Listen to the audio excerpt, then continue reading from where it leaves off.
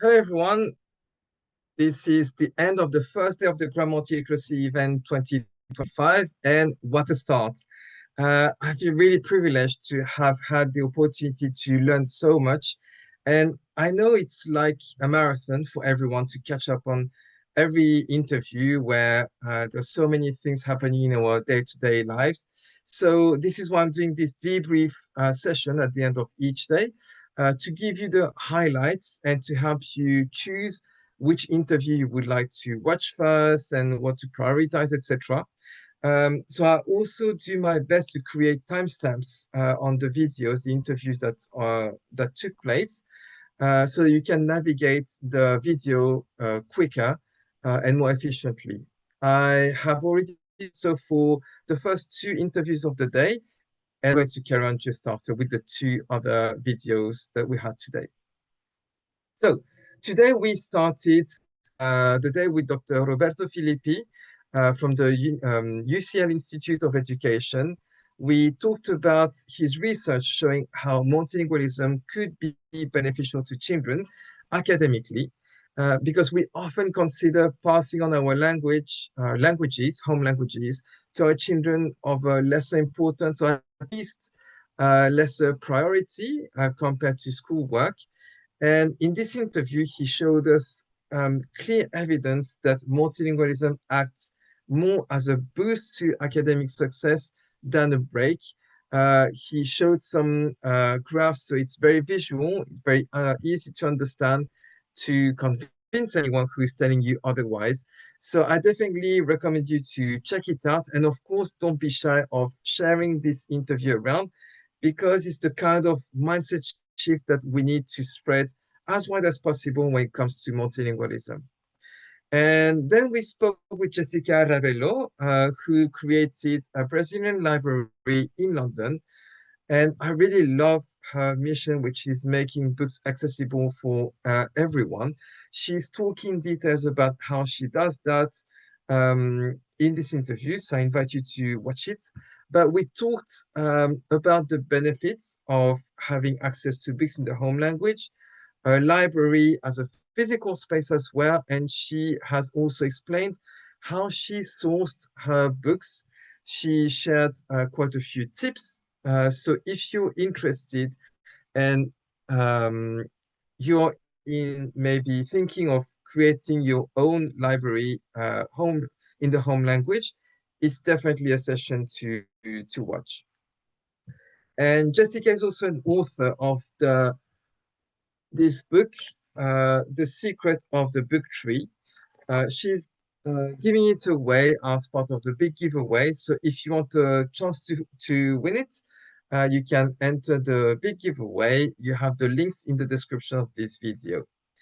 And this afternoon, we had two very interesting sessions, more aimed at schools, but I also highly encourage parents to catch up on these interviews um, because it can give you a good idea of how schools can see the languages of their students as resources and how you can also go about it at an emotional level, how you can help your children at an emotional level with all their languages.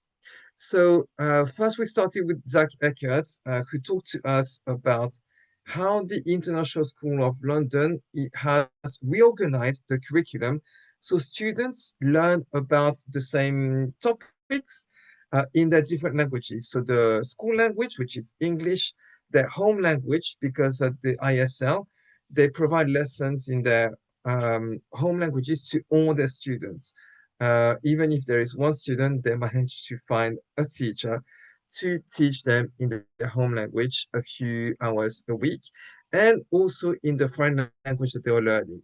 So one thing I found particularly interesting was to see an example of how the learning is happening in so how each language can complement the learning that they are doing in each other language and how there can be transfers of knowledge and skills between languages. So how everything is reinforced in that way.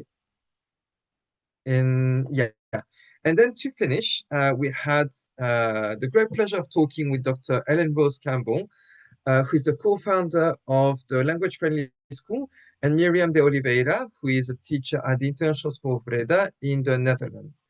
It was very interesting to see how, in practice, schools can create an environment that values students' languages and whole identity, because it's speaking a language and their cultures is about their identity, and how the language-friendly schools networks works and how it supports schools in doing so.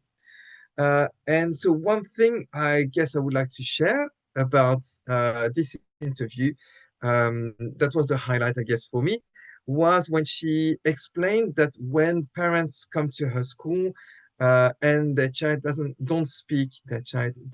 sorry, speak English at all, she tells the parents not to worry, and that if the child can speak in their home language, it's her problem to figure out a way to communicate and to understand their child. So she's really taking off the pressure from the shoulders of the child. And I think that can have a really big impact on how children can feel in the school, how they welcome the new culture and this move from another country to this new environment where they don't understand people, where they can't be understood. So finding another way, taking the pressure off their shoulders to put in a teacher's shoulder is really something that was something I never thought about. So it's really something you should have a watch, have a look. You should watch this interview. There are loads of other things, of course, that you can take away, but I guess that was the highlight of this interview for me. And also, I am in my school, we are just joining the language friendly school network. So I think for me, it was also really exciting to see all the possibilities, or everything that awaits our school as well, and to understand how the language friendly school network works and how it can support every school and my school as well then. And so this is a wrap up of everything for today. Tomorrow we have a second day with lots of learning.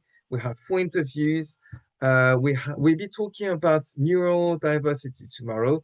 So neurodiversity, we talk about dyslexia and autism as well, and see as well how it's linked to multilingual literacy, how we can support our children.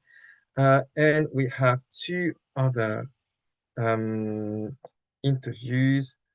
Where did I put the? Oh, I put this away. Okay, we have 2 other interviews. Oops, wait. Oh, sorry. Okay, sorry for this. So we have 2 more days of lots of learning. So I really encourage you to join and at least to catch up on the interviews when you have time. Just if you want to enter the giveaway, you have 2 weeks to watch the videos, which hopefully is going to help you prioritize what you want to watch. But if you want to enter the giveaway, you have until the 4th of October, and also the 4th of October is the date where you can leave any question to our speakers. I'm going to send all the questions in one go to our speakers to then answer you. They might answer you directly on YouTube if they see your comments, but I'll make sure I send your questions to our speakers. Oh, Franklin, you're here. Thank you so much. You've been following every session today, I think. So I guess it was a long day for you too.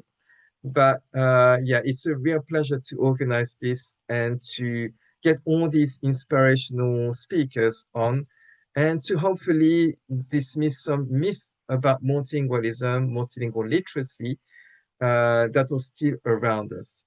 So thank you very much for joining me today. I see you tomorrow. Enjoy the rest of your day. Bye, everyone.